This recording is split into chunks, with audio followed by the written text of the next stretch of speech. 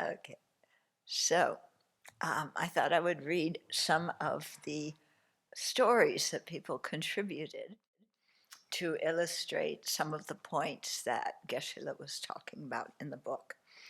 So again, this is driving the Dharma home, and I love the way Sid did the cover with the Dharma wheel for the O in home.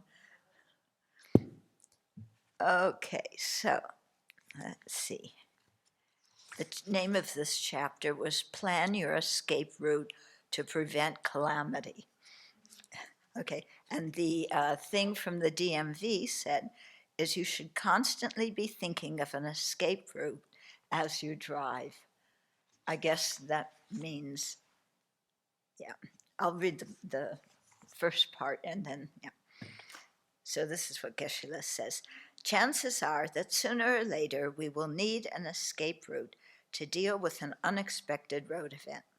If we think ahead of time about situations that could develop, we will be able to handle any emergency more effectively. Getting too comfortable or complacent when driving or in our life, is an easy mistake to make. Nonetheless, our priority should be safety. What do we do if an animal suddenly runs onto the road? Is the road shoulder a good escape option? Is the next lane over available? If the driver in front of us suddenly slams on the brakes, do we have enough space to stop and avoid a collision? If we have kept a safe distance between our vehicle and the one in front of us, we will not need to swerve into another lane at the last minute. Okay, then he goes on to relate this to life, and he's talking about a tornado. Yeah, but let me read this story. Okay, so the name of the story is Do Cops Have Compassion? Yeah, remember, this book came out prior to the election. After a short cross-country skiing holiday in the mountains, I was driving back to Edmonton in Alberta, Canada, at speeds far beyond the speed limit. My friend and I had purchased tickets for a music conference, and it was apparent that we would be late unless we hurried. I was looking forward to the concert, so to arrive there on time, I started to drive even faster, despite the patches of snow on the road and the temperatures dropping quickly. It was a perfect scenario for black ice. Okay, the fact that I was passing most of the cars on the road got the attention of the highway patrol, who pulled me over. As I stopped on the roadside, I was sickened by the thought that I would likely face a huge fine. Points would be taken away from my license, and I would have to explain this to my parents, whose car I had borrowed while they were away on vacation. The police officer started to question me. He calmly asked if I had any idea how fast I was going. Lying was not going to get me anywhere, so I told him the speed that I last remembered seeing. At that time, I had a bad cold that created a river of mucus and watery eyes. As he was writing up the ticket, I was constantly blowing my nose and had to ask him for more tissue. Suddenly, he paused and asked if I was okay. I mumbled something through the huge and embarrassing flow of mucus. He grabbed the ticket that he was writing and tore it into pieces while saying something to the effect of, "You don't need to be so afraid and worried. This experience is so upsetting for you that I'm hoping you will never drive like this again. Do you realize that you could have lost control of the car and killed your friend and yourself and perhaps others too?" All I could do was nod and keep blowing my nose as he told me to continue my trip and asked me to please drive carefully. I thanked him and assured him that I was feeling terrible for driving so recklessly. Hours later, while sitting in the concert after arriving late, it occurred to me that the police officer thought I was crying with distress when it was just a bad cold. This fellow had compassion for what he thought was a young woman falling apart at the prospect of a speeding ticket with a very big fine. Cops have compassion, huh? This experience was valuable on many levels. The officer not only may have saved my life and the life of my friend, but his concern for my state also revealed a caring person underneath the uniform, the badge, and the gun. My concern to be on time for a concert had eclipsed all consideration for driving at a safe speed for the sake of others and myself. The self-centeredness exposed in this incident was and continues to be a strong reminder of how stupid and careless I am under its power. Here's another one called My Kitty Saved Me. Okay, the first, okay, so here's what the one from the DMV said. Be alert. Use your rear view mirror and side mirror to constantly check the traffic around you. Always make visual traffic checks before you change lanes. Okay.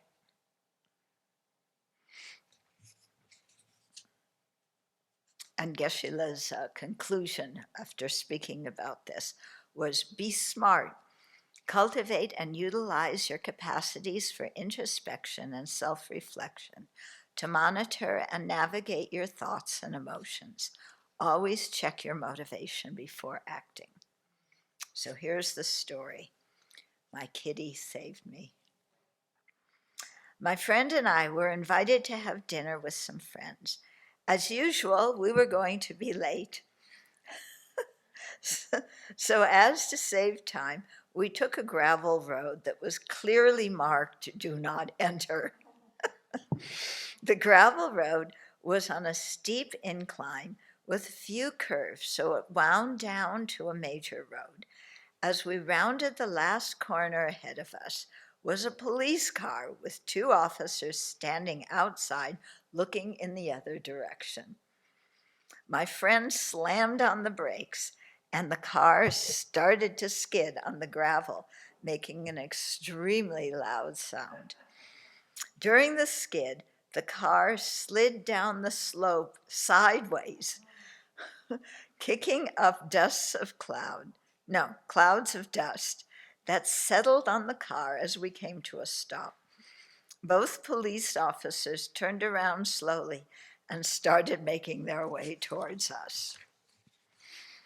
Thinking quickly, I rolled down my window and started yelling, "Here, kitty, kitty, kitty! Here, kitty, kitty, kitty!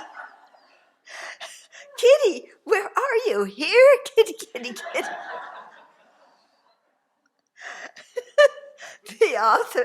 The officers looked at each other and approached the car. Great, I thought. Not only are we going to be late for dinner, we may not make it to dinner. Maybe they will take us to jail for breaking the law. The lead officer came up to the driver's side of the car and said, "That's the best excuse I've ever heard so far. Get out of here, and I hope you find your cat." Yeah, he burst into a smile and waved us through. Okay, so this one's called Just Going for a Taco. And the DMV said, always use caution to ensure that you do not endanger other motorists, bicyclists, or pedestrians. So here's the story that goes with that. I was 15 years old and had a learner's permit. You remember that? And under the tutelage of my parents, I'd master driving a stick shift. One day, during a break in our high school program, a friend called out to me.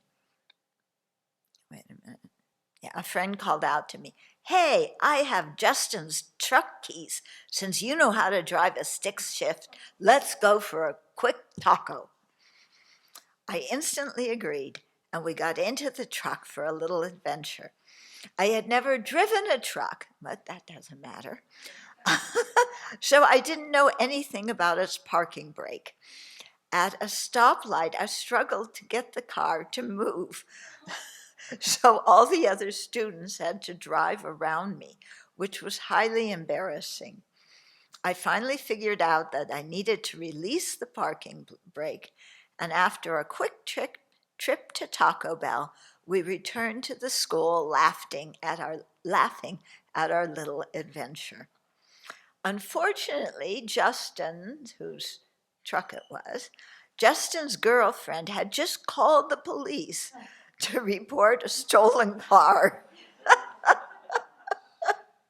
So upon arriving back at school, we were greeted by a police officer who was waiting for us to explain ourselves.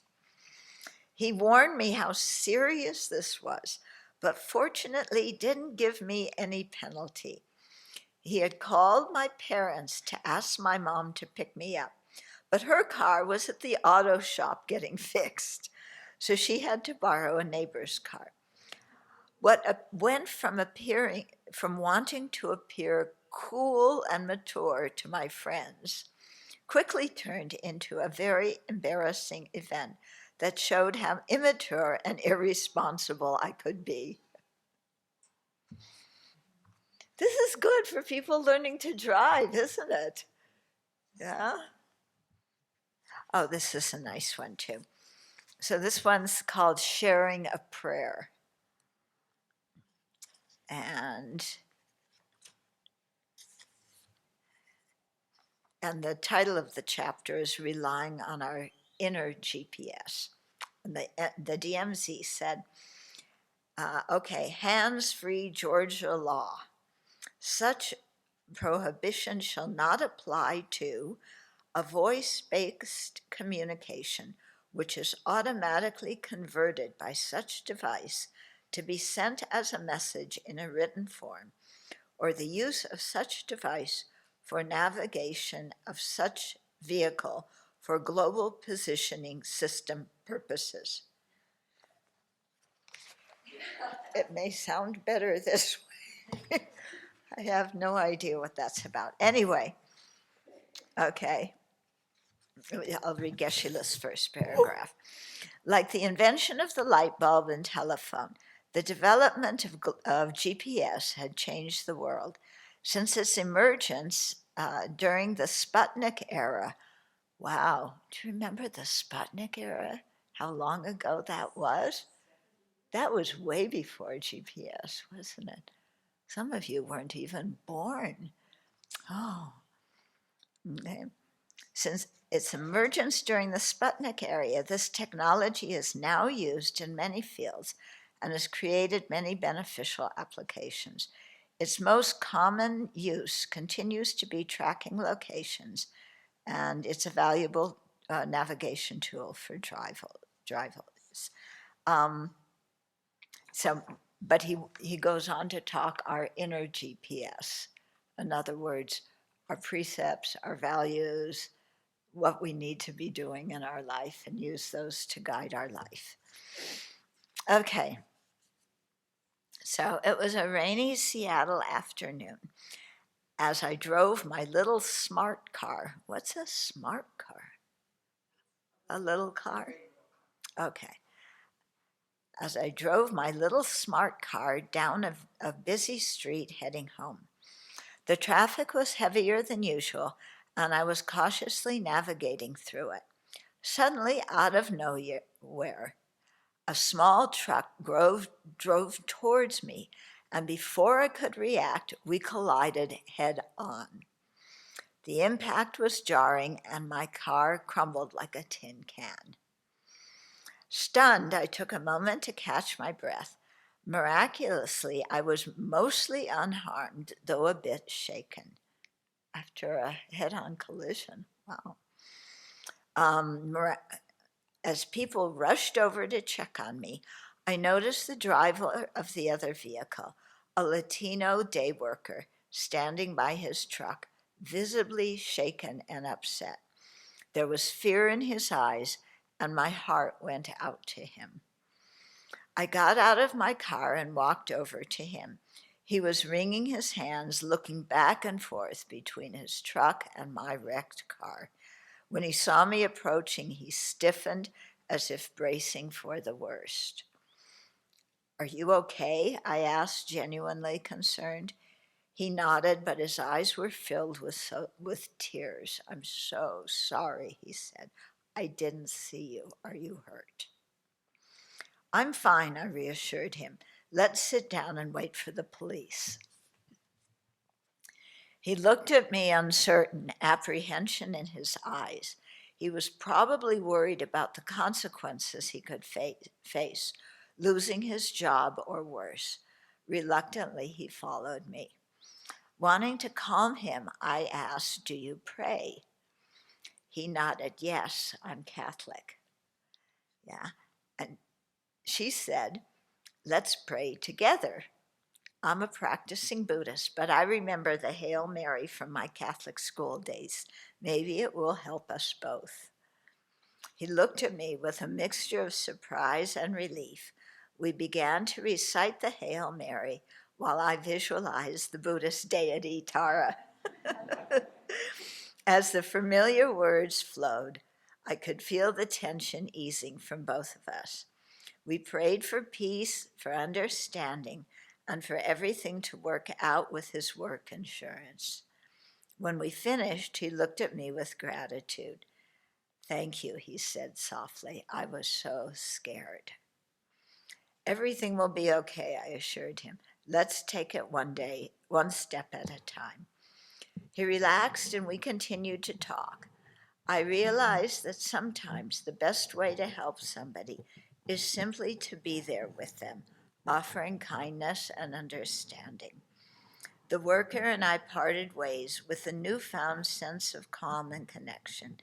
It was a day I'll never forget, a reminder that even in the midst of chaos, there is always room for compassion and humanity. Okay, so those are a few of the stories. And yeah, the next chapter is called Anger Hijacks Our Mindset. But it's really clever the way he did everything in the book, starting off with a lesson about driving and then taking that same idea and talking about it in our regular life.